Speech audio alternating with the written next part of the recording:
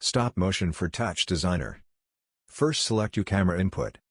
Then under TD Stopmotion's parameters go to Settings and enter a name for the frames we are going to create.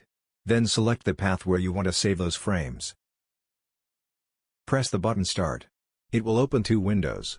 On the right, you can take pictures by pressing the white circle. It will automatically add the frames to the timeline on the left window. If you made an error, you can delete a frame by selecting it and pressing the key D. Adjust the opacity of the ghost image by moving the red slider. You can adjust the frame per seconds by entering a number. The length of the video will automatically fit. When you are done, go back to TD Stopmotion parameters and go to the export page. You can then select all the parameters for the output video. Under export location, don't forget to add .move or the extension to the file name. Click export. Your video has been exported.